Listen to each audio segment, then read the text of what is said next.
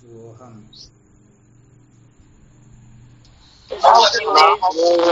में षष्ठाग्निवत प्रणाम शिवोहम।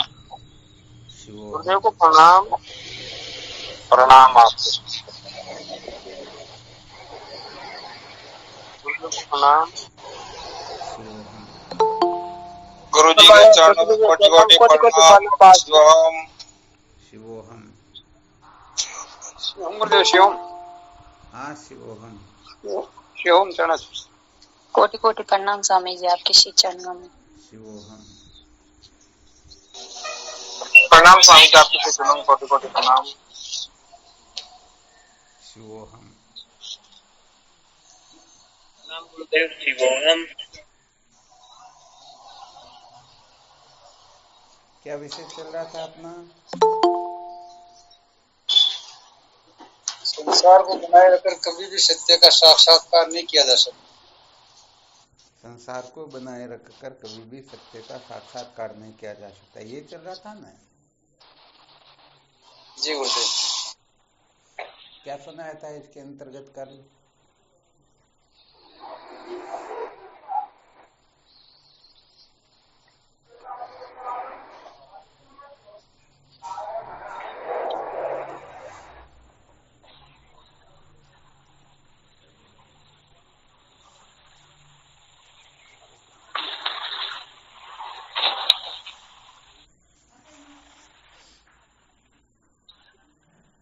ध्यान नहीं रहा क्या? मुझे श्रद्धा के बारे में भी बताया था, अगर हमारी टूटती हुई श्रद्धा है तो हम सत्य का साक्षात्कार नहीं कर पाएंगे कभी भी। ठीक बात है।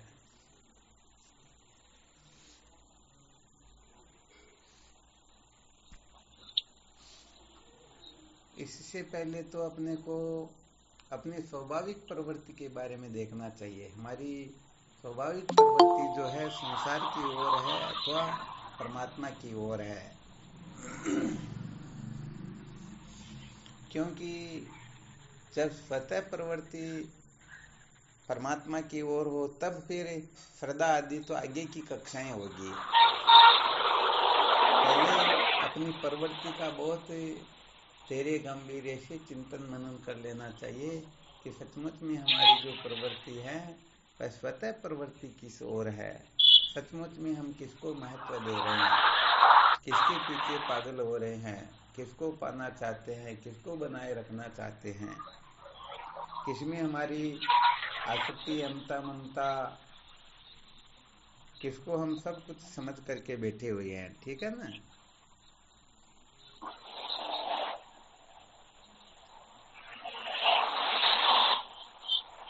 आवाज आ रही नहीं आ रही? आ रही गुरुदेव, आ रही। तो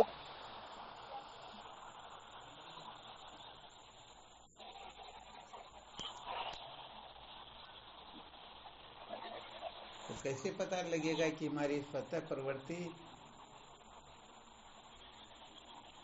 मुक्ति की ओर है अथवा बंधने की ओर है?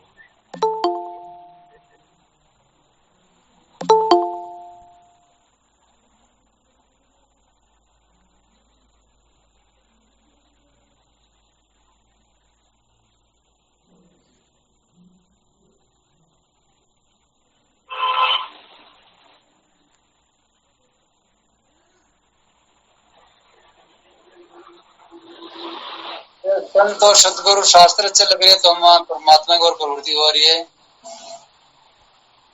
अच्छा, संसार प्रिय लग रहा है। संसार की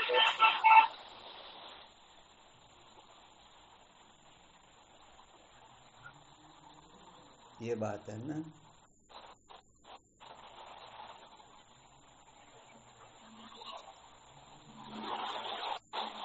किसी को कह दे कि संत अच्छे लगे तो समझो वो मुक्ति की ओर प्रस्थान कर रहा, तो कोई तो यही कह देंगे ना संसारिक, संत अच्छे लगे तो क्या इनसे शादी करनी है क्या?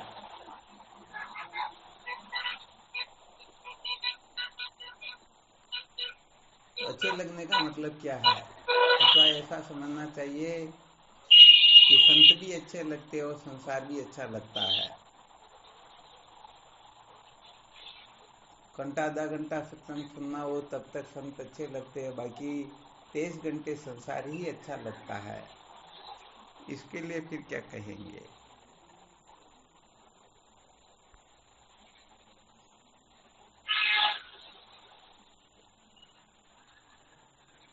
समझ में आ रहा है क्या?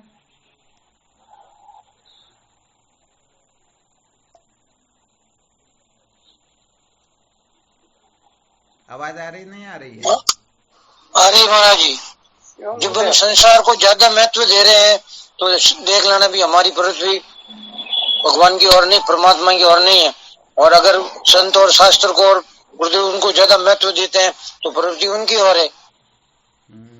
वैसे देखा जाए तो सच्ची बात तो ये होती है कि अणुमात्र भी यदि हम संसार को महत्व दे रहे हैं तो सचमुच में जैसी जिज्ञासा उदय होनी चाहिए वैसी हो नहीं सकेगी, क्योंकि अणुमात्र भी जो महत्व बुद्धि होती है ना, वो भी अपने को निश्चित रूप से संसार की ओर प्रवृत्त कर देती है।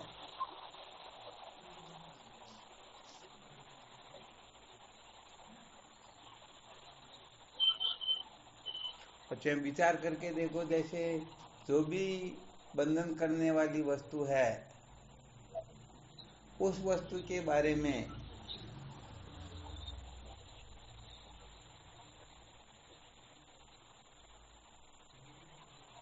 संत महापुरुष शास्त्र आदि जो है मुक्त होने के लिए उपदेश करे, तो ये उपदेश ठीक होता है या नहीं होता? ठीक ही होता है गुरुदेव। इसको ठीक न माने तो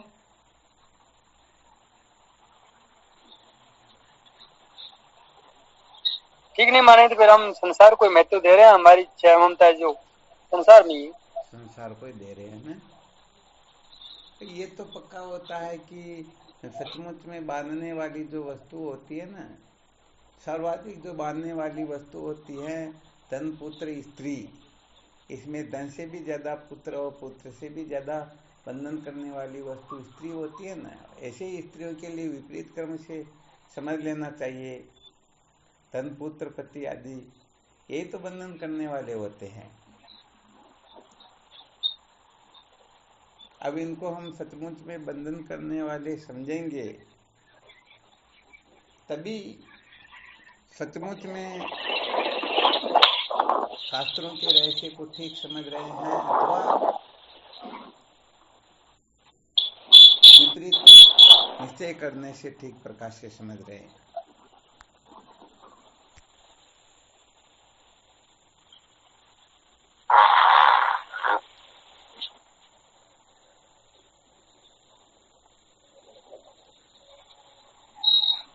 वैसे देखा जाए तो अनादिकाल से जीव मात्र जो है सचमुच में जो बंधन करने वाली वस्तु है उन्हीं को तो महत्व देते हैं। पूरा जीवन उनके इर्द गिर्द में ही तो बिता देते हैं। उनको प्राप्त करना, उनको संतुष्ट रखना, उनको राजी रखना, उनके लिए हर प्रकार से सजग रहना, ये जीव मात्र अनादिकाल से इस प्रक्रिया को ही तो महत्व दे रहे हैं। जबकि श्रुति संत शास्त्र कहते भाई ये सब बंधन करने वाले हैं। तो बताओ एकाएक अपने को विश्वास हो सकता है क्या? नहीं जी, वो संस्कार पड़े हुए नहीं उनके, पहले उनको संस्कार को जब तक नहीं जाएगी तो जब तक हमारी प्रवृत्ति ईश्वर बढ़ेगी नहीं। यहाँ पर तो फिर क्या हो जाता है कि मन में फिर विपरीत भावना ऐसी बैठ जाती कि अरे अपने को छुड़ा करके ये मालिक बनना चाहते हैं, तो गड़बड़ हो गई ना।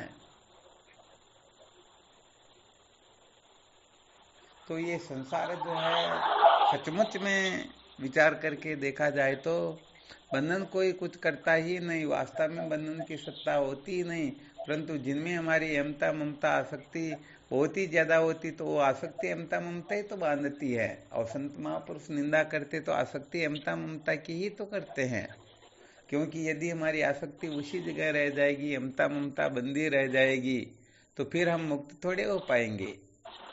जड़ भरजी ऋण में आसक्त हो जाते हैं तो मुक्त हो पाते या उनको ऋणी बनना पड़ता?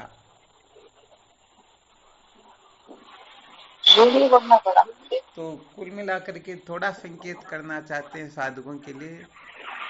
संत शास्त्र श्रुति माता जिसको सचमुच में बंधन का असली स्वरूप बताती है ना, यदि उसको कोई बंधन का स्वरूप बताए तो अपने को पागल नहीं होना चाहिए, स्वीकार करना चाहिए कि सचमुच में यही बंधन करने वाला है, इसके सिवाय सचमुच में बांधने वाला कोई होता ही नहीं।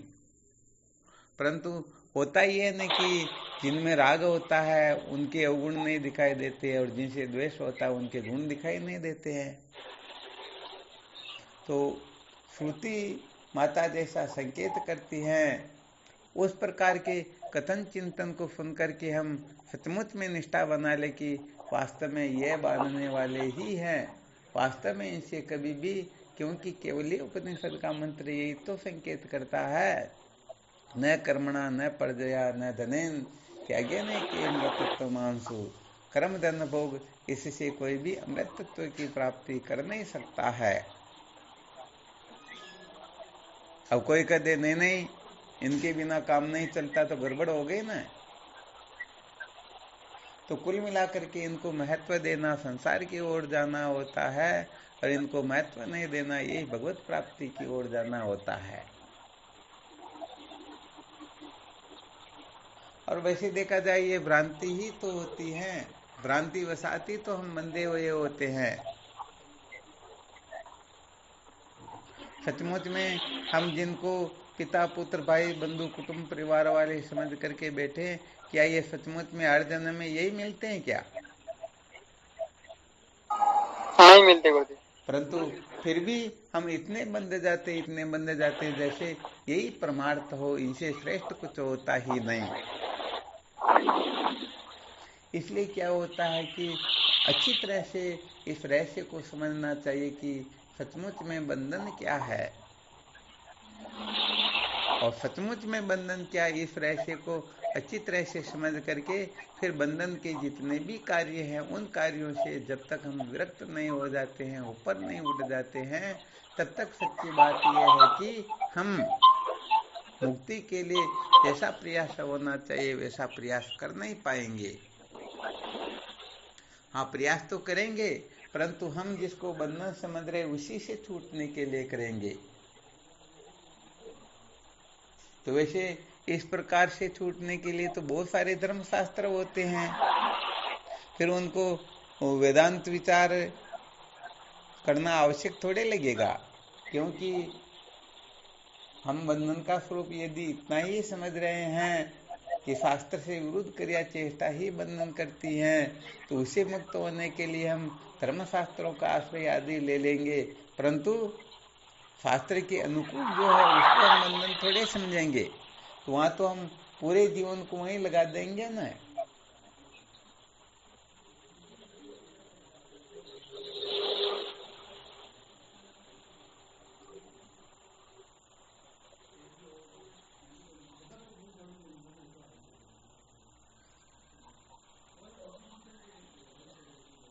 तो यहाँ पर प्रवृत्ति की बात बताई गई है कि अपनी स्वतः प्रवृत्ति जो होती है ना, स्वतः प्रवृत्ति अपनी शरीर संसार की ओर है अथवा आत्म तत्व की ओर है, ये बिल्कुल पक्का है। पहले बहुत बार इस पर मंथन किया जा चुका है कि यदि हम इस ओर मुंह करते हैं तो ये सब छूटते हैं। अब यदि छोड़ना न चाहे तो फिर इनको ही पकड़ के बैठे रहो सदा सदा के लिए ही, वरना उस तरफ मुंह करेंगे तो छूटेंगे न। और जो चीज छूटने वाली हो उसकी निंदा स्तुति से हम पागल हो जाएं तो गड़बड़ी तो होती है।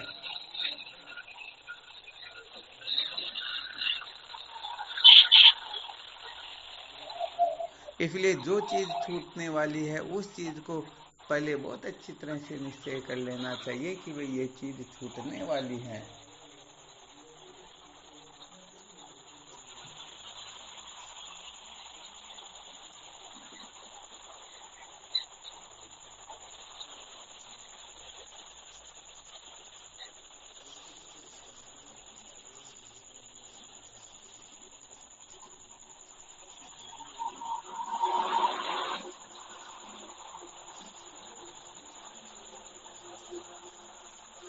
बिल्कुल क्लियर ना। किसी को शंका हो तो भले यहाँ पर कुछ शंका करके और विषय को थोड़ा सहज बनाते हैं। अच्छा, विचार करके देखो, देह में आसक्ति बंधन रूप होती है या नहीं? शरीर में आसक्ति, अमता, ममता, सत्यत्व, प्रियत्व, रमणीयत्व आदि बुद्धि, ये सब बंधन के हेतु होते हैं या नहीं होते हैं? होते हैं गुरुजी। ये तो महाराज मैंने बिल्कुल पक्का या कुछ गड़बड़ है? पक्का है। तो जब देह में अमता ममता भी बंधन का कारण हुआ करती हैं, फिर देह से भी जो परे हैं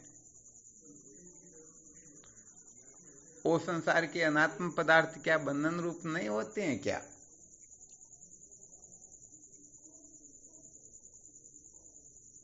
अरे भाई, देह में आसक्ति बंधन करती है तो देह से संबंधित जितनी भी वस्तुएं हैं उनमें आसक्ति बंधन नहीं करेगी क्या?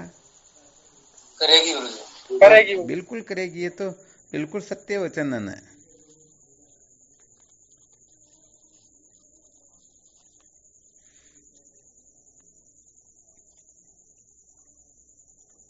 तो साधकों को क्रम क्रम से थोड़ा ऊपर उठना होता है, क्योंकि एकाएक यदि कोई देह से विरक्त होना चाहे, ऊपर उठना चाहे, तो सचमुच में वह हो नहीं पाएगा जब तक देह से संबंधित वस्तुओं की असलियत समझ करके उनसे ऊपर न उठ जाए, उनको बंधन न समझ ले।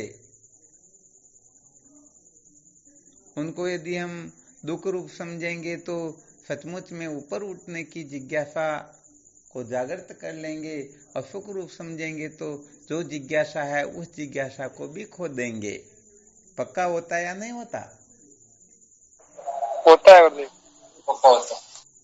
हाँ, परंतु बात ये होती है कि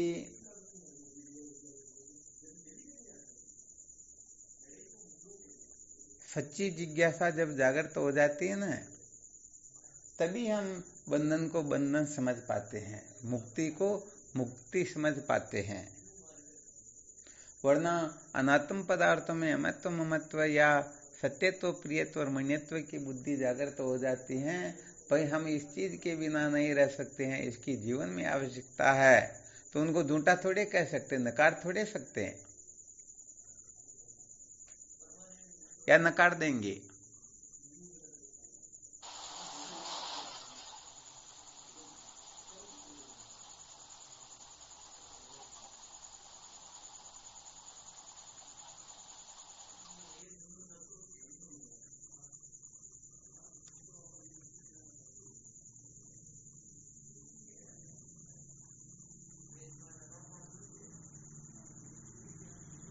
आवाज नहीं आ रही क्या? आ रही मुझे। अरे तो कोई बोलते ही नहीं हो, क्या बात है?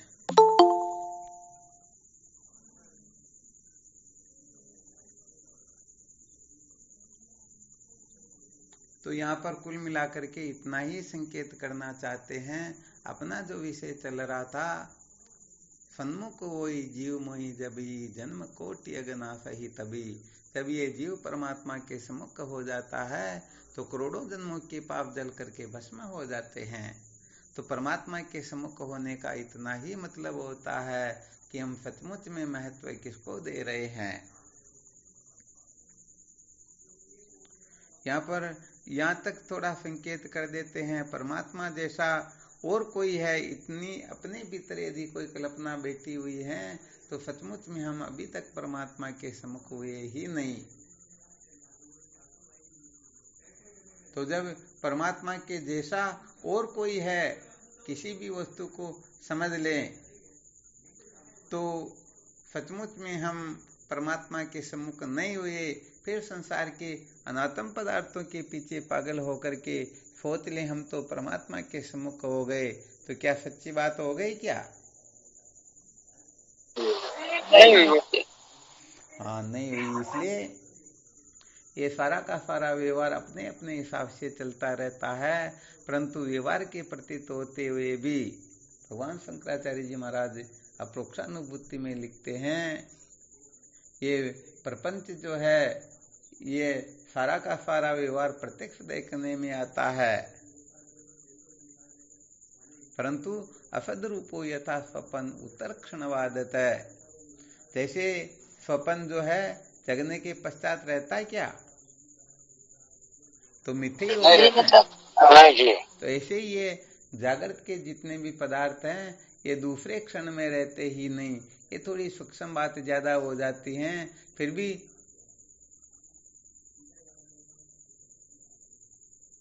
दूसरे दिन या दूसरे महीने, दूसरे वर्ष या 100 वर्ष के बाद में थोड़े रहते क्या? नहीं रहते। हाँ, वैसे प्रत्येक क्षण सृष्टि परिवर्तनशील होती है, एक क्षण भी ऐसा नहीं होता है कि सृष्टि परिवर्तित नहीं हो रही हो। परंतु ये बात समझ में ना आए तो भी कम से कम 100, 500, 1000 वर्ष में तो कुछ न कुछ परिवर्तन होता है ना, होता। तो बस यहाँ पर ये सारी की सारी वस्तुएं परिवर्तित होने वाली हैं, और परिवर्तित होने वाली वस्तु को परिवर्तित होने वाली समझ लो, बस बात इतनी सी है। जो चीज बदलने वाली है उसको बदलने वाली समझ लो, उसके पश्चात व्यवहार भी करोगे तो भी बंधोगे नहीं। जो वस्तु सचमुच में बंधन रूप है उसको बंधन रूप समझ लो, बंधन रूप समझ लेंगे तो व्यवहार करते हुए भी हम वहां अटकेंगे नहीं, उलझेंगे नहीं, उन्हीं के लिए अपना पूरा जीवन समर्पित नहीं कर देंगे। परंतु अब ये समझ यदि न हो तो हम अपने लिए बंधन खड़ा कर लेंगे ना। जी गुरुदेव। हाँ, ये बिल्कुल पक्का होता है। तो साधकों को कुल मिलाकर के अपनी जो महत्व बुद्धि होती है, अरे महत्व बुद्धि वैसे देखा जाए तो समस्त इंद्रियों सहित देख लेना चाहिए कि हमारी प्रत्येक इंद्रियां किस वस्तु को महत्व दे रही हैं। वो जो महत्व दे रही हैं उससे हम उत्थान की ओर जा रहे हैं तो पतन की ओर जा रहे हैं। तो ये उत्थान पतन के दृष्टिकोण से ही पता लग सकता है कि हम परमार्थ की ओर जा रहे हैं तो संसार की ओर जा रहे हैं। आ गया ना चित्र से समझ में? जी गुरुदेव। हाँ, प्रत्येक क्रिया चेष्टा का कुछ न कुछ फल अवश्य होता है। जैसे जो कुछ भी कर्म हम करते हैं तो कर्म कर चुकने के पश्चात उसके दो अंश उत्पन्न होते हैं, एक तो फल अंश होता है, एक संस्कार अंश होता है। तो फल तो क्रिया चेष्टा करने से जैसा भी है तत्क्षण फल मिल जाता है, परंतु ये संस्कार अंश बड़ा खतरनाक होता है और कालांतर में ये अपने को ही बंधन में डाल देता है। संस्कार अंश का मतलब जैसे गुलाब जामुन खाए तो उसे आनंद आ गया, बहुत अच्छे लगे, तृप्ति भी हो गई, परंतु गुलाब जामुन खाने से जो संस्कार अपने हृदय में बैठ गए, ये संस्कार अपने को बार बार संसार की ओर ही प्रवृत्त करते रहेंगे। अरे भाई अपने को तो वो चाहिए, उस दिन खाए ओ के ओ। तो विचार करके देखो संसार बढ़ता है या नहीं बढ़ता है? हाँ, इसलिए बहुत अच्छी तरह से मंथन करके यहाँ इस रहस्य को समझना होता है। सचमुच में धन पुत्र स्त्री इसके सिवाय बांधने वाली कोई वस्तु होती ही नहीं। अरे ज्ञान की निवृत्ति तो बहुत सरल होती, कोई बड़ी बात होती ही नहीं, परंतु इनके बंधन से छूटना सच्ची बात कहें तो नानी की नानी याद आ जाती है। जब इनसे ही नहीं छूट पाते तो ज्ञान तो बहुत दूर की बात होती है ना। तो हम किसी न किसी रूप में इनको ग्रहण किए रहना चाहते हैं, इनसे छूटना नहीं चाहते हैं। इनके प्रति हमारी जो महत्व ममत्व बुद्धि जो है वो जो कि तुम नहीं रखना चाहते हैं। यही गड़बड़ घोटाला होता है कि सचमुच में न तो सच्ची जिज्ञासा जागृत होती, न वेदांत का रहस्य अच्छी तरह से समझ में आता, और न सचमुच में संत महापुरुषों में पूर्ण रूप से जैसी श्रद्धा जागृत होनी चाहिए वैसी हो पाती है। तो भाई ये तो अनात्म पदार्थों को महत्व देने से ही तो होता है। तो अपने को सचमुच में वहां से ऊपर उठना चाहिए या नहीं उठना चाहिए? सच्ची बात तो ये है कि मुक्ति प्राप्त करने के लिए किसका त्याग करना, हम इसके लिए सबसे पहले तैयार है, क्योंकि जीवन का लक्ष्य तो यही है ना।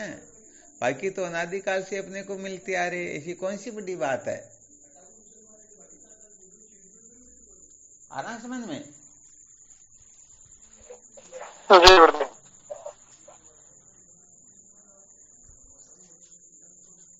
इसका बहुत अच्छी तरह से मंथन करना होता है, अच्छी तरह से इसको समझना होता है।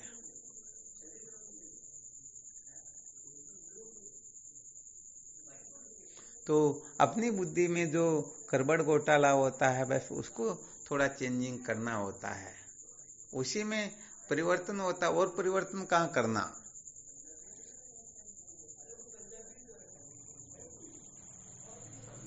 तो कुल मिलाकर के एक तो संसार को सत्य समझ करके उसकी ओर प्रवृत्त हो और एक झूठा समझ करके प्रवृत्त हो, इसमें रात दिन का अंतर होता है। क्योंकि सत्य समझ करके जब अपनी वासना की पूर्ति नहीं होती है, किसी वस्तु की प्राप्ति नहीं होती है, तो फिर वहाँ रोना होता है। और जब झूठा समझ करके प्रवृत्त होते हैं तो वहाँ पर रोना नहीं होता है, बल्कि तो रोना होता ना।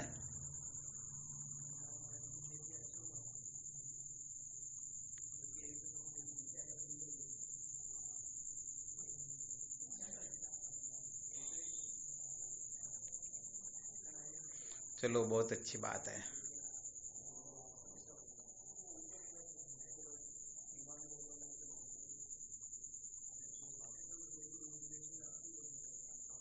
इसमें कोई शंका समाधान पूर्वक कोई चर्चा कर सकते हैं क्या?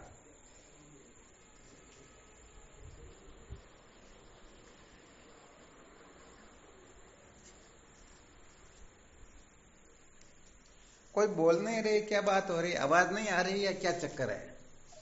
नहीं आ रही नहीं महाराज जी। अरे इतनी बार बोलते फिर भी कोई बोलते ही नहीं।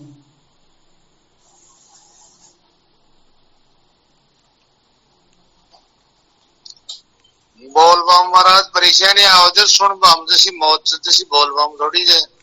जब प्रश्न किया जाता तब तो बोलना होता ना।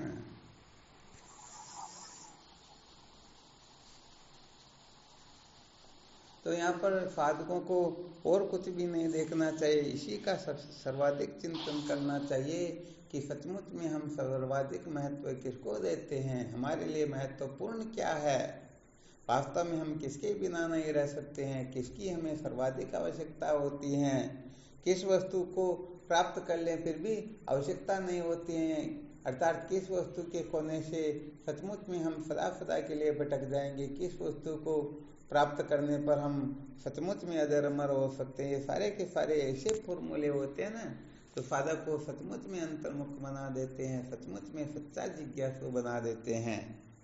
इसलिए जब तक इनका अच्छी तरह से चिंतन मनन नहीं करेंगे, निर्णय पर नहीं पहुंचेंगे, क्योंकि महत्व बुद्धि तो संसार में बैठी हुई है, और फिर भले रात दिन सत्संग सुनाना, मतलब क्या होगा? महत्व बुद्धि जहां पर है हम वहीं पर तो उसी ओर तो प्रवृत्त होंगे ना।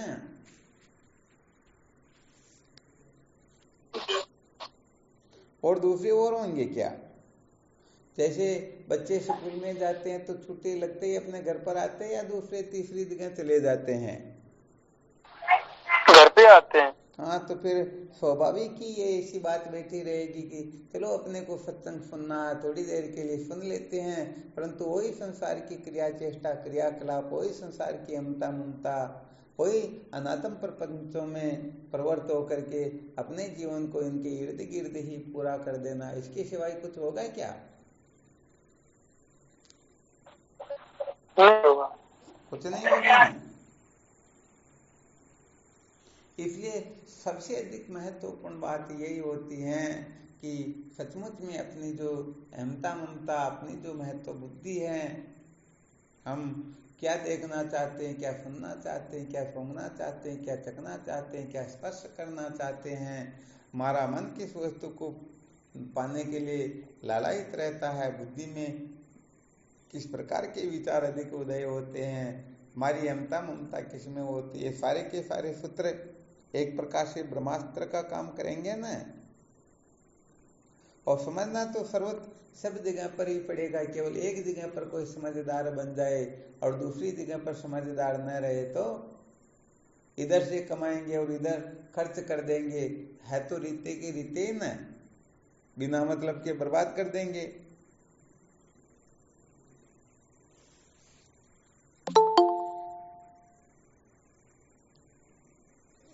तो वैश्य साधकों को सर्वाधिक यही चिंतन मनन करना है, इसके बारे में खूब मंथन करना है और मंथन करके सचमुच में निर्णय पर पहुंचना है। अच्छी तरह से निर्णय लेना है कि केवल और केवल मात्र भूमा वे तत् सुखम नाल्पे मस्ति सुखम, जो भूमा है वही आनंद स्वरूप है, बाकी सब दुख स्वरूप है। और जो दुख स्वरूप वस्तु होती है उसकी तो निंदा संत शास्त्र करेंगे ही करेंगे।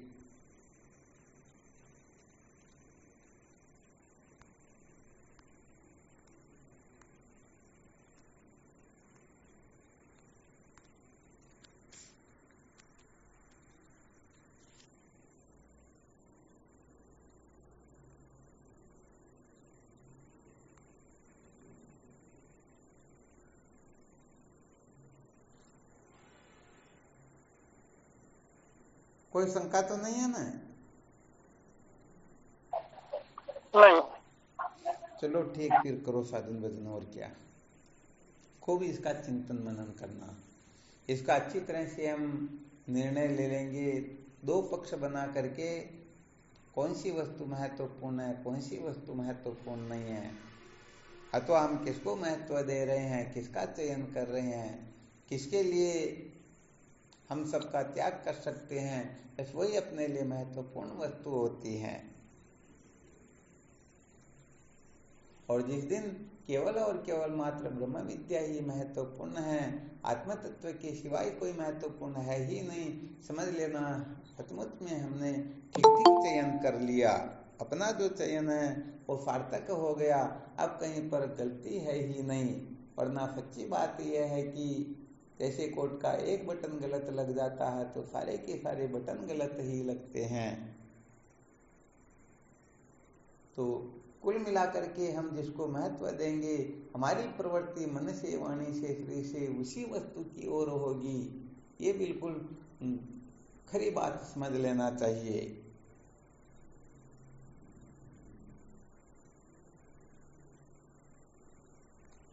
तो जिस दिन हम केवल और केवल मात्र ब्रह्म विद्या को महत्व दे देंगे, ब्रह्म साक्षात्कार अपने जीवन का लक्ष्य बन जाएगा, संसार से छूटना हम अपने जीवन का सचमुच में सच्चा लक्ष्य बना लेंगे, तो सचमुच में फिर अरे जिस चीज को छोड़ना हो उस चीज को सिर पर थोड़े बिठाते हैं क्या। और यदि ज्यादा महत्व देंगे तो सच्ची बात है वो अनात्म प्रपंच को महत्व देना ही तो पुण्य को नष्ट करना होता है। और पुण्य नष्ट होने पर क्या हम संसारी तो होते, पहले ही संसारी थे, अब भी संसारी और आगे भी संसारी रहेंगे।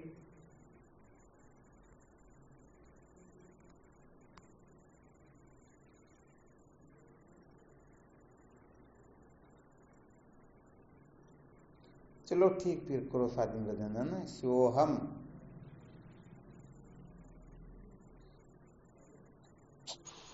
शिवोहम। प्रणाम स्वामी। हाँ, प्रणाम गुरुदेव। शिवोहम।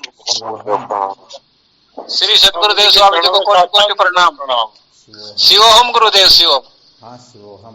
प्रणाम स्वामी जी, आपको शिवोहम। शिवोहम साक्षात दंडवत प्रणाम। हाँ, शिवोहम। सतगुरुदेव भगवान के पांव चरणों में कोट कोट प्रणाम गुरुदेव भगवान। शिवोहम।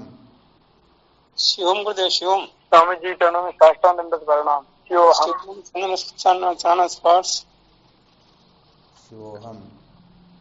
प्रणाम गुरुदेव, आपके श्री चरणों में बारंबार शिवोहम। प्रणाम स्वामी जी, आपको प्रणाम कोटि कोटि प्रणाम। शिवोहम। चरणों प्रणाम। शिवोहम। स्वामी जी चरणों कोटि कोटि प्रणाम। शिवोहम। गुरुदेव भगवान के श्री चरणों में साष्टांग दंडवत प्रणाम। शिवोहम गुरुदेव। शिवोहम।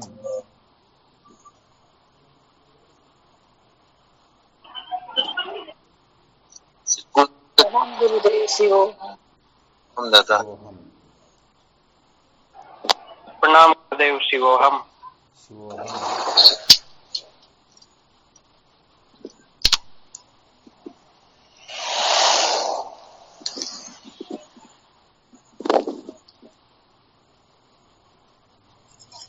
प्रणाम गुरुदेव। गुरुदेव। शिवोहम। शिवोहम।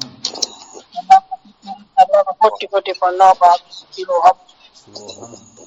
प्रणाम गुरुदेव आपके श्री प्रणाम शिवोहम। प्रणाम स्वामी जी आपके प्रणाम कोटि कोटि शिवोहम।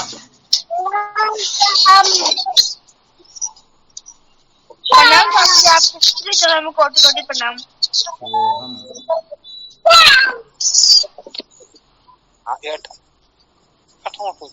फिर कोनी तो कोटि कोटि प्रणाम स्वामी जी आपके श्री चरणों में। शिवोहम। कोटि कोटि प्रणाम स्वामी जी आपके श्री चरणों में। शिवोहम। शिवोहम।